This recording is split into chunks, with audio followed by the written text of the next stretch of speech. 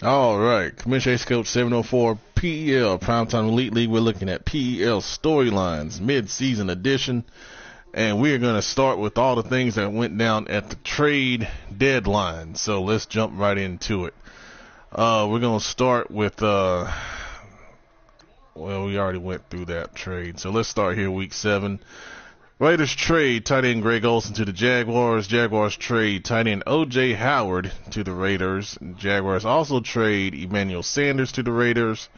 And the Raiders trade a 2022 second and a 2021 third. So my thoughts are Greg Olsen and Emmanuel Sanders. I let Greg Olsen go last year. He was down to about 77 speed. And he was making about $5 million, I think, and the money didn't match the production. He wasn't a really good blocker, so we let him go. And I know the Raiders signed him in free agency. He does catch the ball, really well, so you can use him as a possession tight end, but that's about it. O.J. Howard, really good young athletic tight end. I know he's 87 speed, 89 acceleration. So I see the motivation there for the Raiders. Of course, for Jeff, the motivation is the draft picks. Throwing in Emmanuel Sanders, I think he's still decent, but I don't think he's anything great. I think the Raiders gave up one round too high on both of those picks. It should have been a 2021 fourth and a 2022 third, in my opinion. But if you really like O.J. Howard, and I know most people would, I can see why you go that high with the picks. The 2022 round 2 is like a 2021 third for me because it's a year later. So I mean, it's not terrible. I wouldn't have gave up those picks at that position, but at tight end I'm a little better off. So that's my thoughts on that. Then once again, I don't understand this. 49ers trade Leonard Fournette to the Buccaneers. Buccaneers trade someone named Kalen Ballage, Justin Watson, and a 2021 third. Now, Leonard Fournette is one of those guys that I told Jeff when he said he was going to trade him, I said, this guy is what you call a blue goose. His speed power combination is insane with the moves that he has. I don't understand why in the hell you give up him for this. A 2021 third, and Ballage is an 80 overall running back, and I don't know who the hell Justin Watson is. If he could be a 99, I still think you should have got a better pick than a third rounder. And I'm going to look up Justin Watson while I'm doing this, just so I know what I'm talking about here. So I'm going to go to the 49ers roster. Justin Watson. Justin Watson is a 71 overall receiver. He's 6'3", 91 speed, 92 acceleration, 93 jumping. So I see the motivation there. But for Leonard Fournette, no, man. You can't. You got to do better than that. This is highway robbery right here.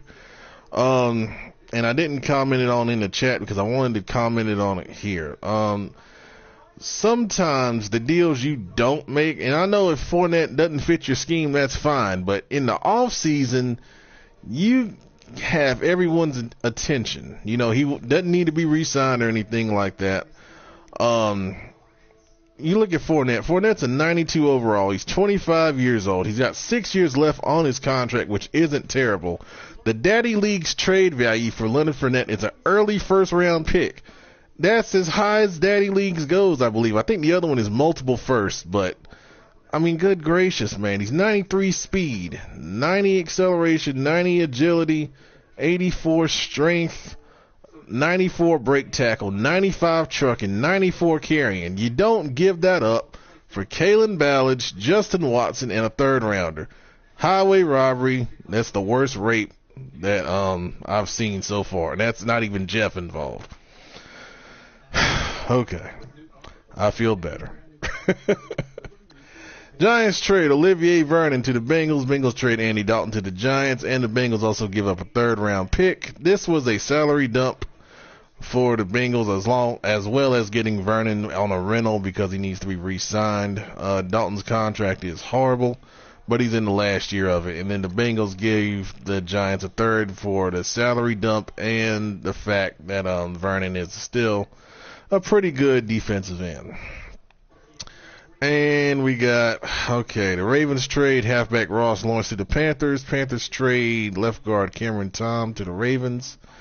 And the Panthers trade a 4th-round pick to the Ravens. So my motivation for this deal was Lawrence is an 86 overall, quick development 23-year-old with 3 years left on his contract. I have a big need for a backup running back next season, and we don't have a lot of money. So he's cost controlled over the next 2.5 years for me. With him being rated so high, McCaffrey's on a long-term deal. I doubt we'll re-sign him, so we could trade him after next season to someone who needs a running back because I think he's pretty good. But he'll be a backup now, and McCaffrey has a tendency to get pretty tired sometimes, so he'll get 5 to 8 carries a game. So, that is an important role. I have LaShawn McCoy this year, but, after this year, McCoy won't be around for us. So, that was our motivation. For the Ravens, he was wanting a 3rd-round pick, but, I didn't feel like giving up, and he was looking for an early 3rd, and I didn't have that. So I offered the 4th and then Tom. And Tom is a guy I signed in year 1, and I loved his physical traits. He's an excellent puller. He has like 77 speed from the guard position with good impact block. And, we never got to a point where we could fit him into the offensive line. He has normal development, and I had a guy that we drafted that was ended up being star. So he was a good backup. He never really got in because, our line didn't get hurt, thank God. But he's not a bad player. He's like I think a 75 overall. So, the Ravens elected to make the deal. I think he put Tom in on his offensive line. And he will get out there and lead around on pulls and do a good job with that. So I think this was a good deal for both sides here. All right, Cowboys trade Marquise Goodwin to the Bills. Bills trade a 3rd-round pick to the Cowboys. It's good value for the Bills. I think he saw what the Dolphins did with Jakeem Grant, and now he's going to try to emulate that with Goodwin. I think Goodwin has to be re-signed. That was the Cowboys' motivation, and plus they have a lot of receivers. So this is the kind of trade that benefits both teams. I think it's a good value because Goodwin is a really, really good speed guy. And then, the Cowboys want a 3rd-rounder. So, that's a fair deal for both sides. All right, Panthers trade linebacker Andre Smith to the Chiefs. And the Panthers trade a 2022 7th, and then the Chiefs trade 2021 3rd, 6th, and 7th. So the Chiefs really wanted Andre Smith, and, Andre Smith was a guy that, we really, really worked on. He's got really good speed. He's got good hit power, very, really good tackling, and good block shed. If you user him, he's going to be a really good player because he's a big hitter too. But we have a lot of linebackers, and that's because we play, 3-4 a lot. So I want to have a lot of linebackers in case somebody goes down. And each one of my linebackers does something a little different. And, we were able to afford to let Smith go reluctantly because he was going to step up and start next year. But, a 3rd, 6th, and a 7th in this year's draft is valuable for us. We have a lot of guys that are, getting older, and we need to get some replacements for depth. So these picks will go a long way for that. He wanted a late rounder. 2022 7th is fine with me. It's kind of a throwaway because by the 7th next year for us, we won't have room for anyone on our roster.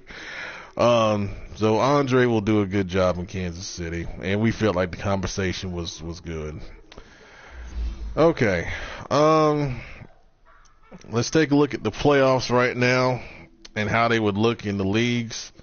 We're gonna start with, let's start in the NFC. Alright, so right now we got the Rams be the number 1 seed, Giants would be the 2, Panthers would be the 3. Vikings would be the 4. And then your wild cards would be the Seahawks at the 5 and the Saints at the 6. So you're still in it would be the Falcons, Vikings, and then you got a bunch of 3 and 5s in there. So if you're in the 3 and 5 range, you gotta get hot. Vikings and Falcons still have really good shots of getting in, but that's your playoff setup right now. So in the AFC, we have the Chiefs as the 1 seed, the Bengals as the 2 seed, Bills as the 3.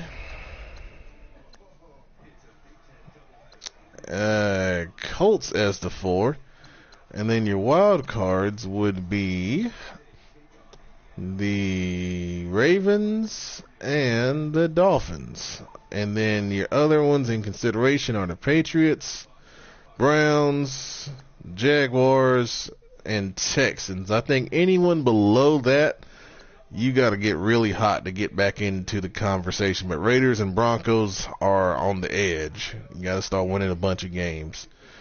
All right, my thoughts per division in the AFC North. We got the Bengals at 7-2. Really good job so far this year. Like I said before, they're scoring a lot of points. 234 points in 9 games is it's almost 30 points a game. Really impressive right there. And they've undefeated at home. Who thought going into Cincinnati was that tough? Ravens right on their heels at 6-2. We know the Bengals won the first matchup. Don't know if they've played again yet or not. Browns at 5-3. This is a 3-team race, definitely. In the AFC North, Steelers at 1-7. You got to start getting ready for the draft, man. I'm sorry. Play some young guys and get it together. In the division, Bengals undefeated 3-0, Ravens 3-1, Browns with a lot of division games left at 1-1, so they got a lot of time to make up ground here, but that's going to be a fun race to watch in the North. AFC South, we have the Colts at 5-3, Jags 5-3, Texans 4-4, Titans on auto.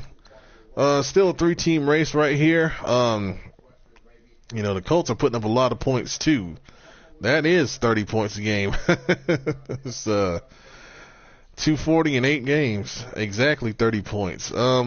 Jags got to find some offense, man. I know he was trying to trade J.J. Nelson at the break trade deadline, but didn't find him, a mover. And, he wanted to get rid of him because he knows he has to change his offensive philosophy.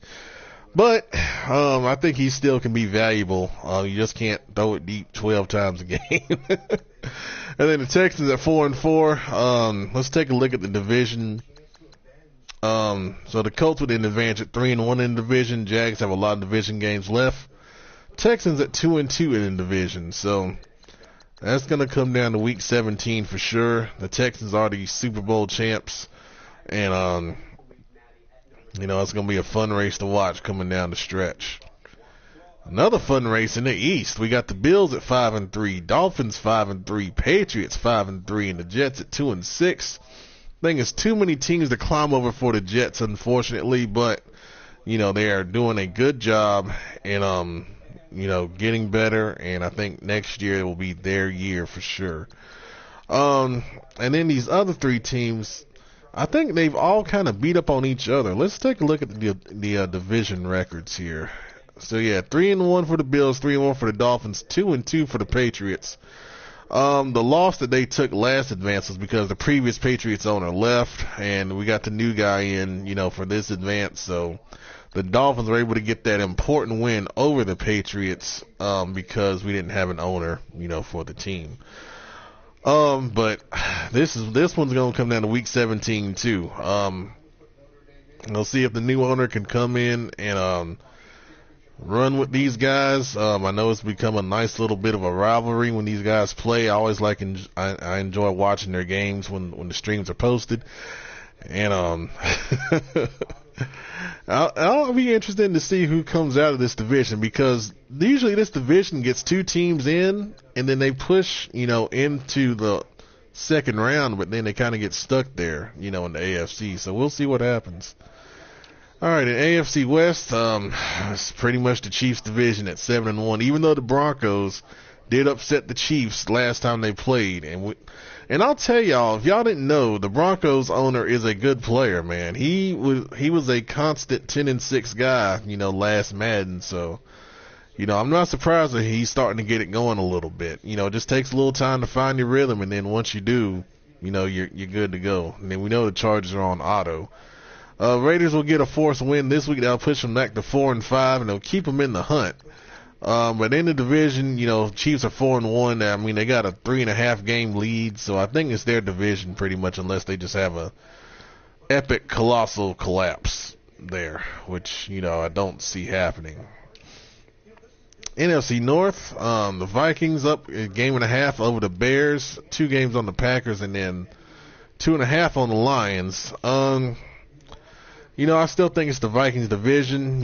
Bears, they got to find some offense. And, I rag on Trubisky a lot, but, if they can find some offense, their defense is damn good. I mean, 113 giving up in 8 games is good numbers.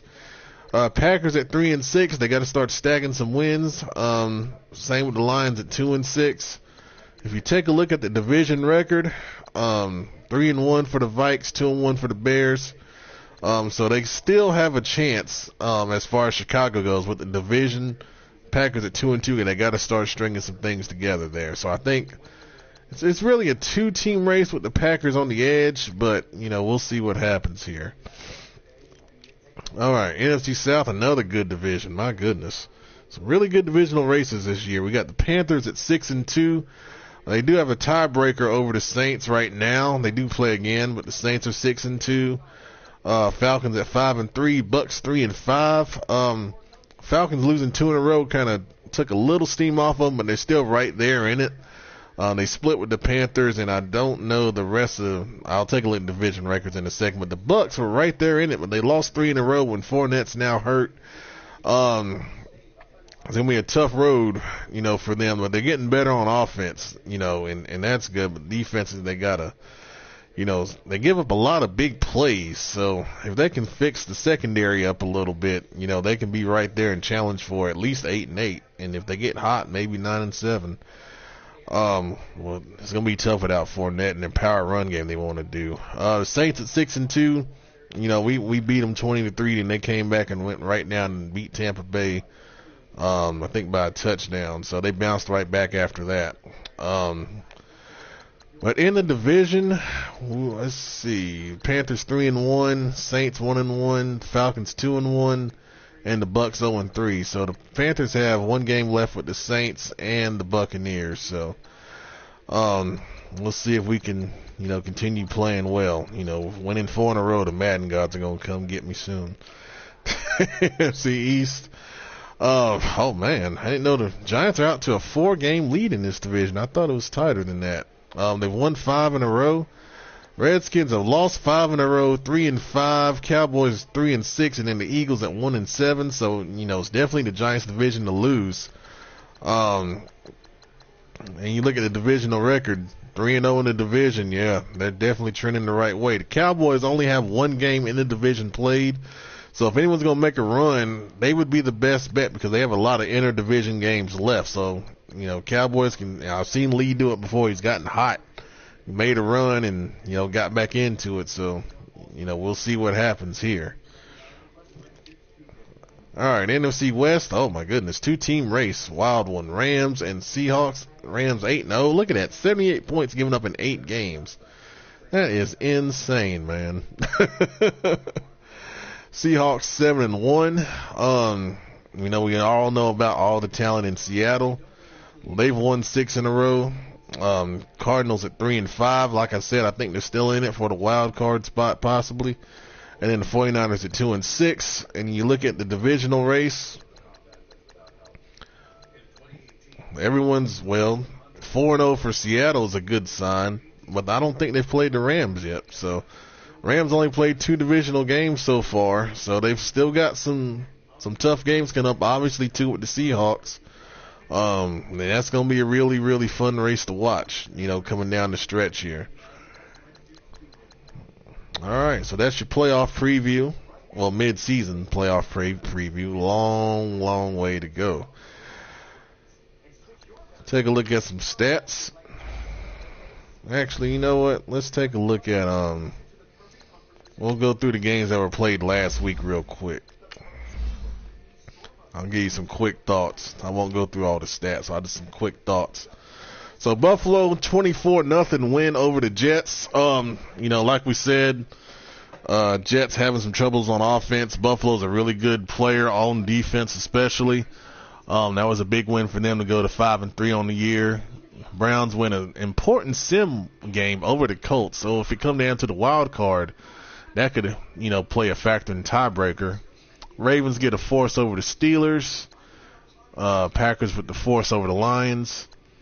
Giants 23-13 win over the Eagles. So the Eagles are competitive. That wasn't a blowout situation. You look at the record and you think the Giants are going to, mop the floor with them, but that wasn't the case right there.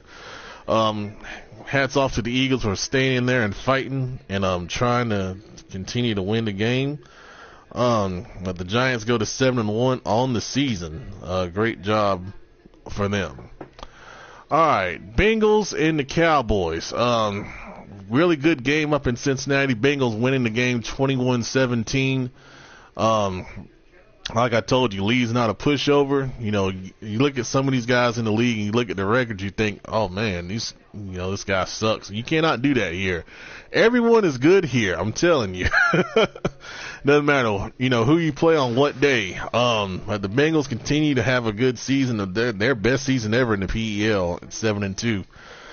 Good job to them. The game I mentioned earlier, the Saints over the Bucks 28-24. That was an entertaining game to watch. Saints ended up, winning that game. It was a deep pass, and like I said, the Bucks have issues with giving up the deep ball, and they came back to bite them and cost them the game. But once again, Saints at 6-2, Bucks 3-5. You're thinking, okay, well, Saints should roll this one. Nah, that's not the case, man. Not at all. And once again, look at this game: Rams over the Cardinals 17-14. And Cody, the Cardinals, was telling us that, he was up in this game, but then he got distracted and, ended up throwing a pick six. And that's the margin forever, man. It's those little things that can keep you from winning a game. And, hats off to him. Like I said, he's not going to be an easy out coming down the stretch. I think he can get hot and possibly push for a wild card. And the Rams continue to be undefeated, an immensely talented roster with a good player in Ramon. Seahawks win the fair sim over the 49ers. Dolphins win the force over the Patriots. Panthers with a 31-17 win over the Redskins. This game, I thought I have Derek Carr as the quarterback. I thought he threw the ball pretty well. We did throw one interception. We read a cover 3 and I didn't wait for the guy to clear and line. I think it was a safety came down and picked it off. But other than that, I thought we threw the ball pretty well. We ran the ball good enough to win. For some reason, McCaffrey won't spin in games. But anyway, that's my problem. The Redskins were down 17-0, and then they made a quarterback change, and the rookie Rufus Jackson from A&T, came in and he just lit up the damn stadium. I swear, I think he started 6 for 6 before we could finally get an incomplete pass out of him.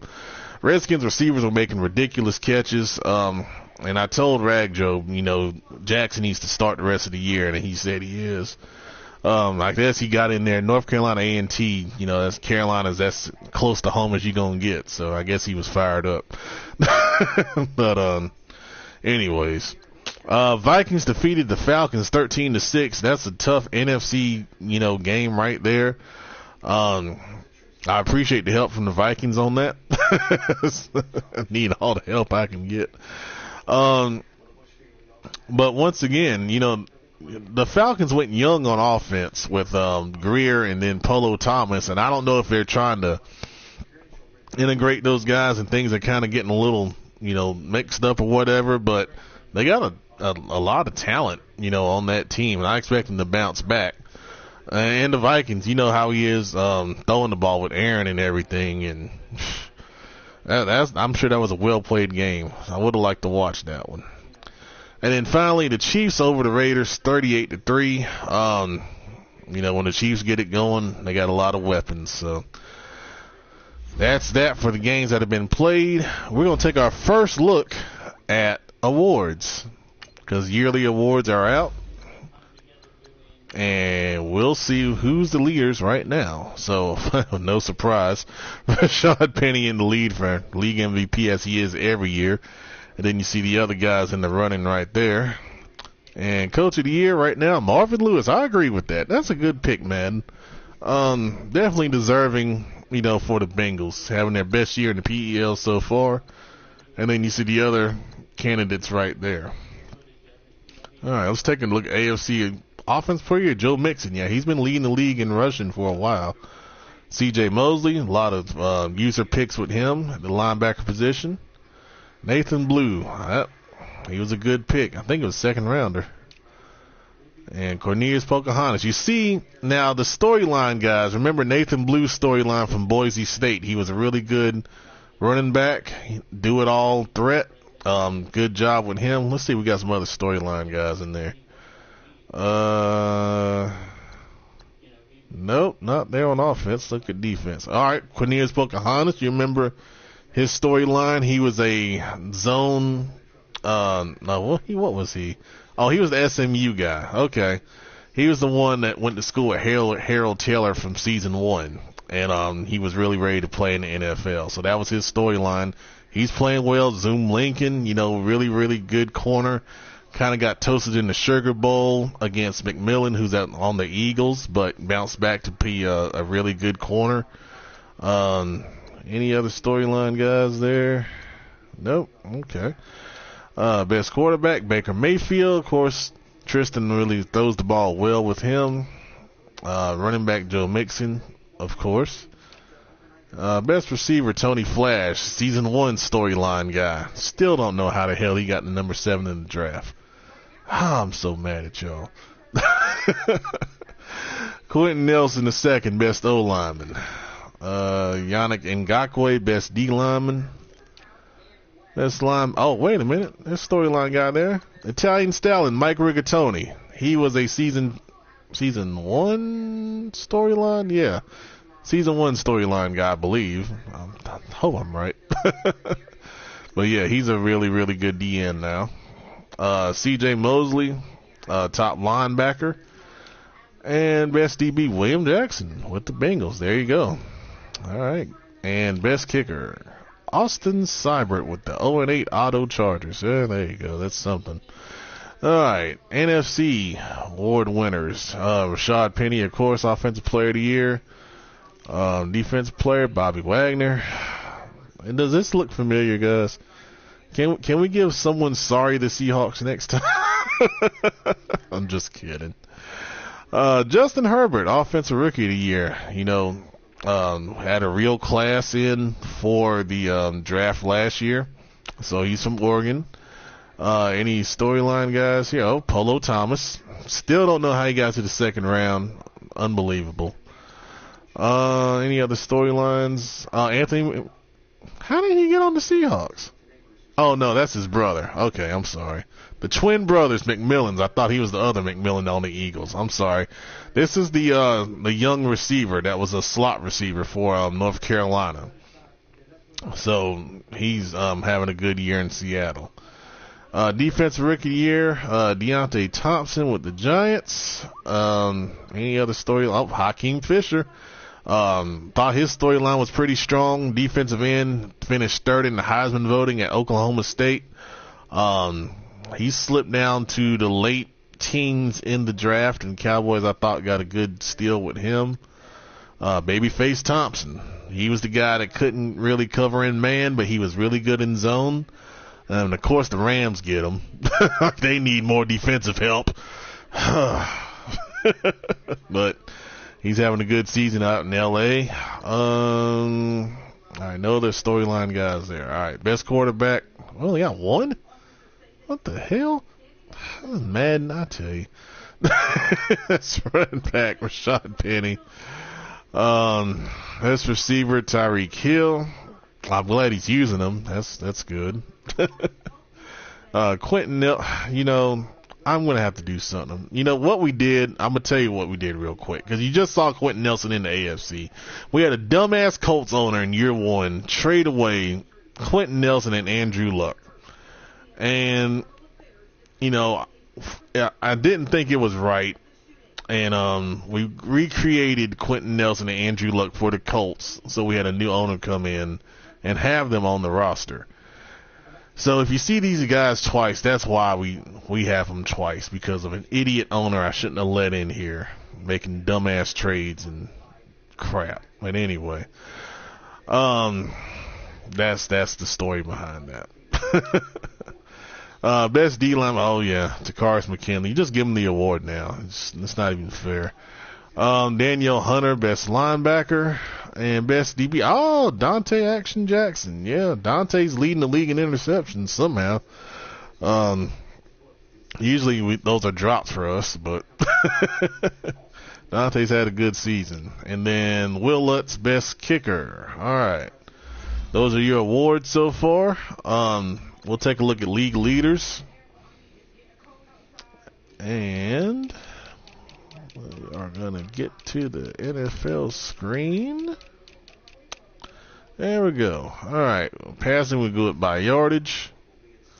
All right. Baker Mayfield, Deshaun Watson, Clayton Thorson, Sim Stats, Drew Lock, Jason Caringo. Caringo's storyline guy. He was a third round. Well, why did it do that? I hit the wrong button. I'm sorry. Anyway, Caringo was a third round pick, and he was a great steal in the season 1 draft for the Steelers.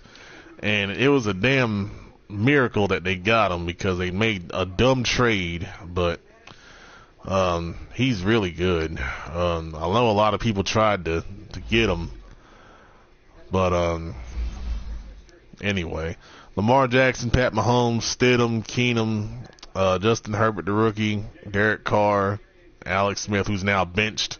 Inside information. I think I shared that earlier.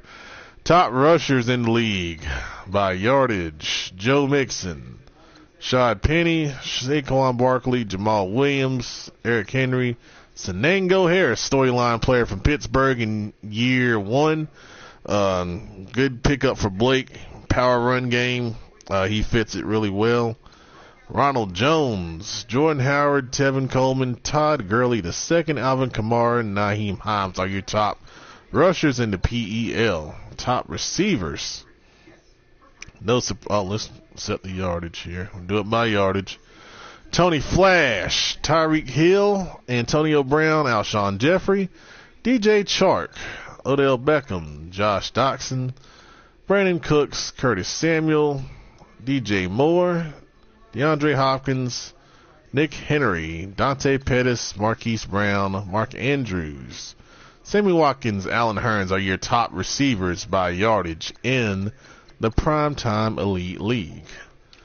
Defenders. We will not look at tackles because those are sim stats. So we'll start with sacks. There you go. McKinley 13, Nassib with 10, Ngakoue with 10, Mack 9.5, Mingo 8.5. Ogba 8, Italian Stallion, Mike Rigatoni 7.5, Clowney 7.5, Nick Bosa 7.5. No surprises there with the league leaders in sacks, league leaders in interceptions. Dante Jackson's number 1. I don't know why Madden does this. I know he has 7 interceptions. I just saw it. But anyway, Thompson with 6, Mosley with 6, Jackson 5. On down the line with the league leaders in interceptions. Good job on that. And we always end with team stats before our final little words. If I go to the right thing. Alright, top offenses in the league. Browns, Bengals, Vikings, Packers, Texans are your top 5 offenses overall. Pass offenses: Browns, Vikings, Chargers are sim, don't count them. Texans, Redskins, Saints are the top passing offenses in the league. Top rushers: Bengals, Seahawks, Browns, Colts, Giants, top 5. Points per game: Browns, Giants, Colts, Panthers, Bengals, top 5 points per game offenses in the league. Defenses: total defense. Number 1, Bills. 2, Bears. 3, Rams. 4, Falcons. 5, Panthers. Top pass defenses. Rams, Bears, Bills, Falcons, Panthers. Top rush defenses. Bills, Chiefs, Bears, Falcons, Seahawks. Most sacks in the league. Falcons, Colts, Browns, Bills, Broncos. Most fumble recoveries. Okay, Steelers don't. Okay, Steelers. Giants, Chiefs, 49ers, and, well, Colts and Rams, and all them down the line with 4. And then the most interceptions, usually your lurkers. Panthers. Oh, I'm not a great lurker, but I feel honored by that. Giants, Panthers, Saints, Rams, Bengals, top 5 in interceptions. Conversions, very important right here. You want to be high in your conversion percentage on third down. It means you're keeping the chains moving. Best at that, the Browns, Colts, Rams, Ravens, Bengals, Giants. Top 5 in that percentage. Very good stuff right there. Red zone efficiency tells you when you score in the red zone. Colts, Panthers, Giants, Dolphins, Patriots, top 5 in that category. You want a low defensive percentage of red zone points given up. This means you stop people from getting points in the red zone. Ravens, Jaguars, Browns, Cowboys, Rams, Chiefs, top 5 in that category. Good job in that. Turnover margin, really important. Winning teams have good turnover margin. Here are your leaders. Giants, Colts, Panthers, Rams, Dolphins, top 5. Who are the worst? Packers, Jets, Redskins, Steelers, Jaguars. If you're losing, look at your turnover margin. If you take care of the football, more times than not, you're going to win. Leads the league in takeaways. Giants, Panthers, Colts, Rams, Bengals, top 5 in that. All right. Let's go to the news tab, and we'll talk about a couple things for about 2 minutes, and then we're going to be done. Let's see. So, once again, just as a reminder, make sure that you're reporting things to us if something goes wrong in your game. And then, the big thing that we're talking about are repetitive plays being used. I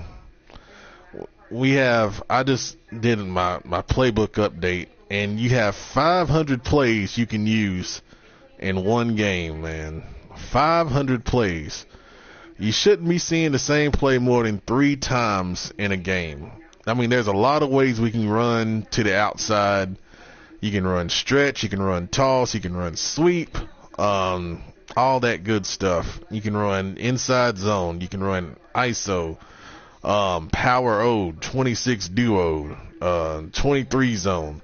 You can run and hit the same areas, but just mix it up. Mix your plays up, man. Be original, be creative.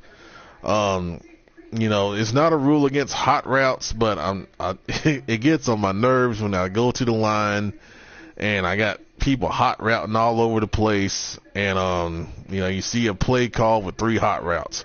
If you look and be creative in your playbook, you can probably find the concept that you're trying to run through hot routes. Be smart with that, man. Be a little more creative with that stuff.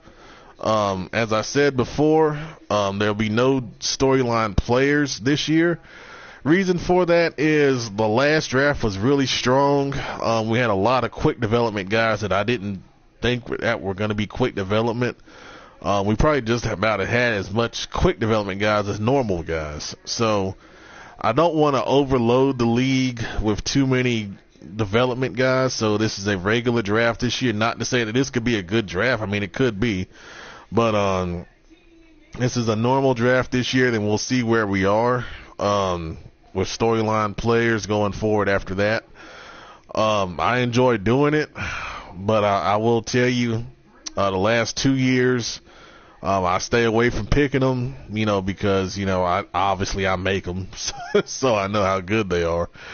But it'll be nice for me personally to have a full draft experience like everyone else. I can't lie to you on that. But other than that, hopefully next week, I'll bring back PEL Live, and that's our live show we do for probably about 15-20 minutes during the week. On Wednesday nights, been busy the last couple Wednesday nights. This Wednesday, I think it looks good now, but we'll see what happens. I know in a couple of Wednesdays down the road, we got the holidays coming up again with Christmas and everything. So, real quick about the holidays, we usually will observe a 1-day break on the holidays. So, we'll have a 1-day break on Christmas, and then we'll have a 1-day break on New Year's. But other than that, we'll keep on trucking, with, the way the league's moving on and everything. I do appreciate everyone, being active. We had an early advance the other day, which was awesome. Where I think we're in a great place with the league. Everyone's continuing to knock out their articles so well. Like I said before about the Twitter stuff, I don't think a lot of people were seeing it. And then, with the majority of leagues this Madden, there's not been a lot of, publication and stuff going on. A lot of leagues that are doing that kind of stuff keep it internal, and then they have, fans because they do league broadcasts and all that. And I know how to do it. It's just a matter of time, So if someone else is interested in doing league broadcasts, we can make a league broadcaster a role, and you can get the rewards for that, like we talked about before. If you don't know what the rewards are, I'll post them, once again in our chat. And if you're interested in doing one of those things, just let me know. And hopefully once I get past football season, we're a couple weeks away from it ending, I'll have some time to hop on, and if, a game is scheduled, I can set up the broadcast, and, we can have a nice little broadcast and, have some fun with that. But anyways, that is PEL storylines for this week. Hopefully we'll do PEL live on Wednesday, and we'll see you again then. Thanks for watching, guys. Appreciate it.